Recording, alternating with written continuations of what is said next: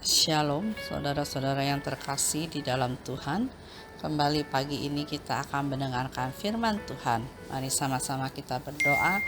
Terima kasih Tuhan atas berkat Engkau pada hari ini Tuhan, di mana atas berkat kasih anugerah perlindungan Engkau Tuhan kami boleh ada sebagaimana kami ada. Kiranya Tuhan senantiasa hidup kami boleh berada di dalam kehendak dan rencana-Mu. Pimpin hidup kami Tuhan, buka pikiran kami, hati kami untuk mendengarkan firman Engkau. Terima kasih Tuhan. Hanya di dalam nama Engkau, nama Tuhan Yesus kami berdoa. Amin. Firman Tuhan pada pagi hari ini bertemakan tentang umat pilihan Tuhan. Kalau kita baca di dalam Amos pasal 3 ayat 1 dikatakan, "Hai orang Israel, tentang segenap kaum yang telah kutuntun keluar dari tanah Mesir."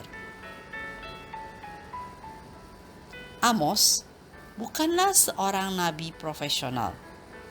Ia hanyalah seorang peternak domba dari Tekoa, yaitu 12 mil di sebelah selatan Yerusalem. Selain itu, ia juga bekerja sebagai pemungut buah ara di hutan. Di hadapan manusia, keberadaan Amos ini mungkin tidak dianggap atau dengan kata lain disepelekan. Tetapi Tuhan memilihnya untuk menjadi penyambung lidahnya. Kalau kita baca dalam 1 Korintus pasal 1 ayat 27 dan 28 dikatakan, "Tetapi apa yang bodoh bagi dunia dipilih Allah untuk memalukan orang-orang yang berhikmat, dan apa yang lemah bagi dunia dipilih Allah untuk memalukan apa yang kuat. Dan apa yang tidak terpandang dan yang hina bagi dunia dipilih Allah. Bahkan apa yang tidak berarti dipilih Allah untuk meniadakan apa yang berarti." Nabi Amos diutus Tuhan untuk tugas yang tidak mudah, yaitu menegur dan memperingatkan orang-orang yang berada di kerajaan Israel bagian utara, agar mereka mau berbalik kepada Tuhan dan hidup menurut jalannya. Melalui Nabi Amos, Tuhan hendak mencelikan mata rohani mereka, bahwa selama ini Tuhanlah yang memelihara hidup mereka, yang menuntun mereka keluar dari perbudakan Mesir, yang menyertai mereka di dalam perjalanan, dan yang menyatakan mujizatnya selama di padang gurun. Sehingga pakaianmu tidaklah menjadi buruk di tubuhmu, dan kakimu tidaklah menjadi bengkak selama 40 tahun ini. Ini dapat kita baca dalam Ulangan pasal 8 ayat 4.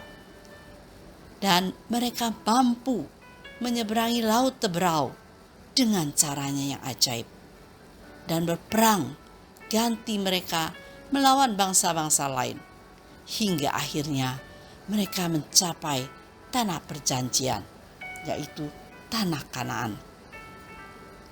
Kesemuanya ini bukan karena kekuatan, kehebatan, atau gagah mereka, tetapi karena semata-mata pertolongan dan anugerah Tuhan saja.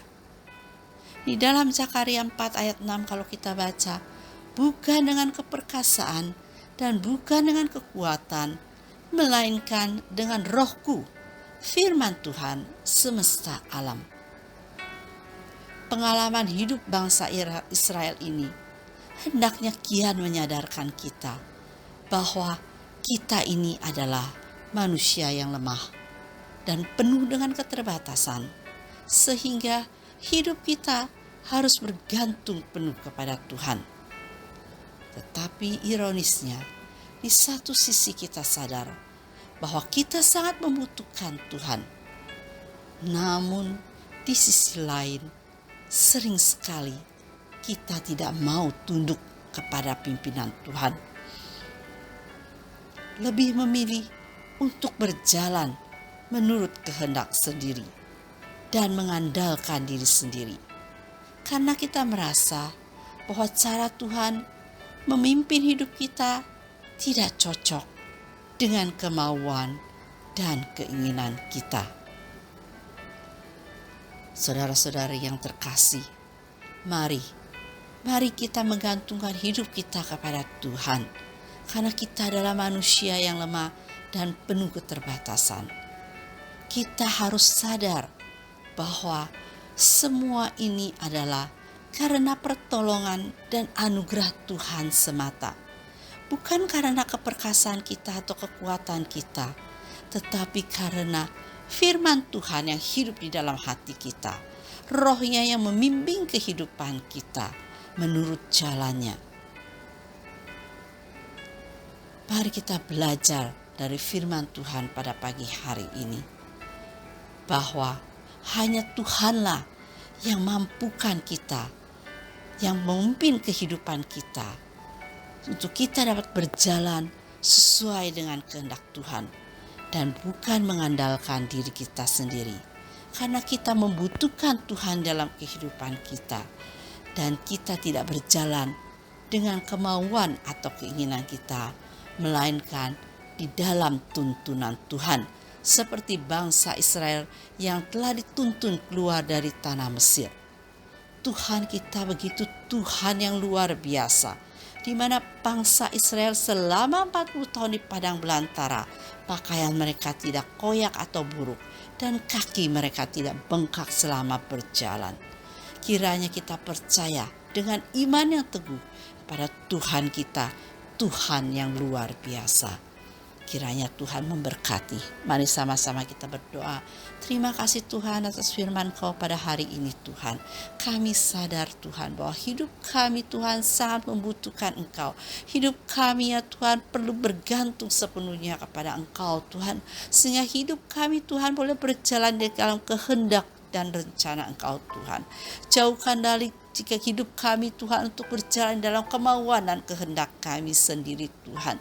Kiranya hidup kami Tuhan boleh selalu mempunyai kekuatan yang berasal daripada Engkau, pimpinan Engkau, pertolongan daripada Engkau, sehingga hidup kami boleh selalu sadar akan Engkau sepenuhnya, bahwa kami adalah umat pilihan Engkau. Terima kasih Tuhan, kami serahkan semua dalam tangan Engkau. Hanya di dalam nama Engkau, nama Tuhan Yesus kami berdoa. Amin.